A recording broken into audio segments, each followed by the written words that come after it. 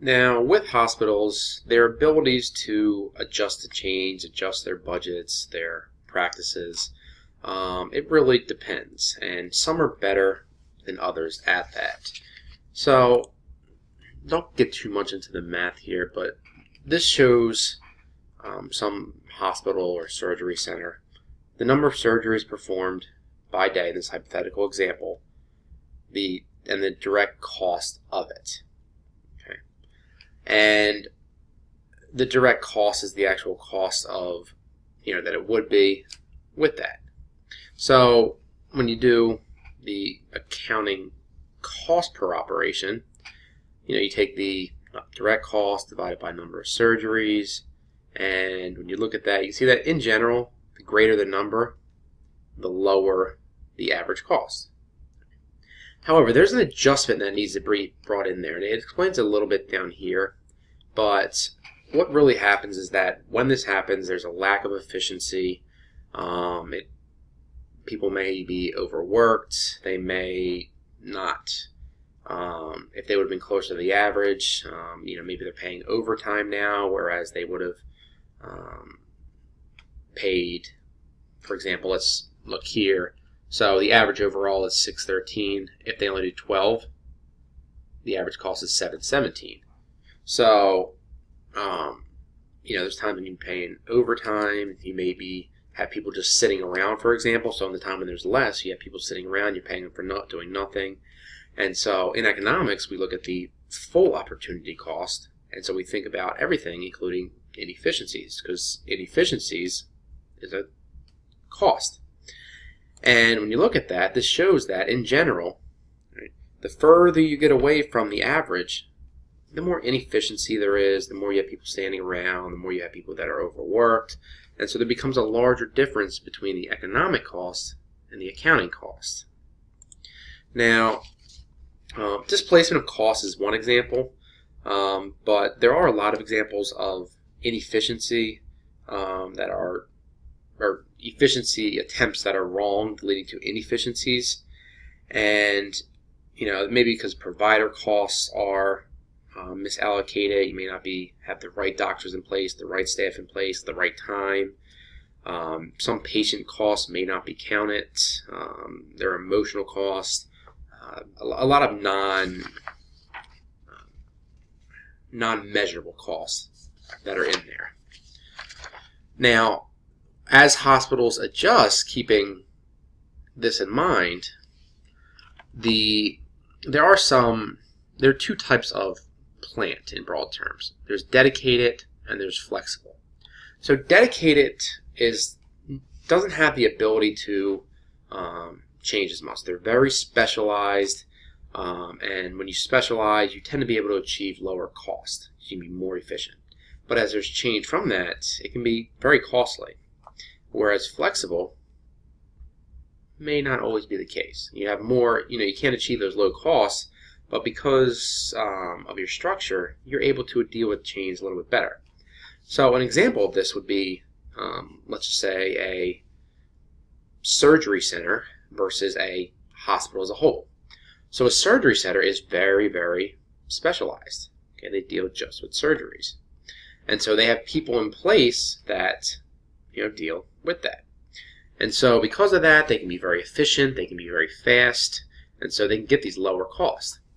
If, however, there's a big change in the number of patients they see, they may have to, maybe more costly, to bring others in to either account for that or to correct for it or to figure out what to do. So it can be more costly. However, with a flexible plant, an example would be just a hospital in general. And so, for example, if there's a day where, a hospital, they have a lot of different staff, they're very diversified in their skill sets, and so because they're not specialized, they're not quite as productive at any individual thing. But if, for example, the emergency room becomes overrun, right, they can pull people, nurses or staff from different parts of the hospital to help out. And so the costs are not as volatile in that case with change. Now, when we talk about economies of scale we just go back here. Let's look at the dedicated plant. The economies of scale are where average cost goes down as quantity goes up. So the greater the quantity, the lower the cost per unit on average.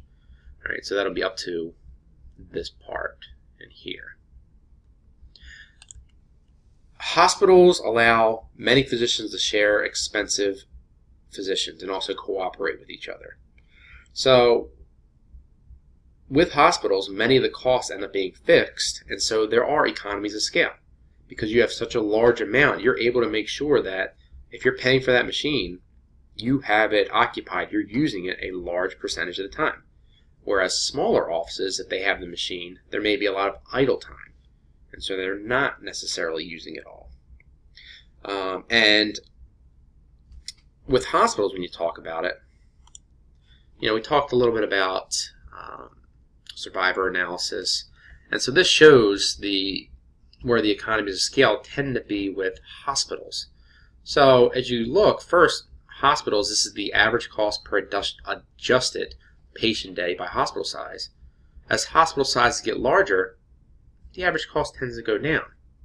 But then you have diseconomies of scale where it's getting larger and larger, more and more expensive. So there are within hospitals both economies and diseconomies of scale.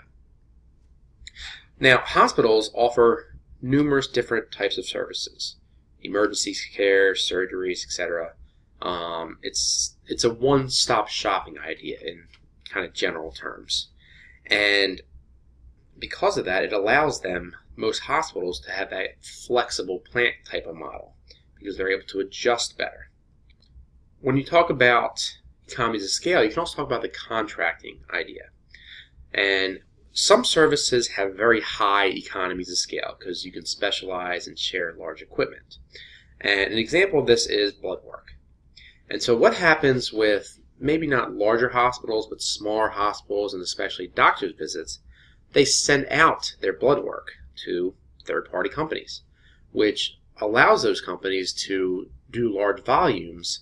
And if the economies of scale are such that it's very high, the amount, they're able to do it at a lower cost than those offices.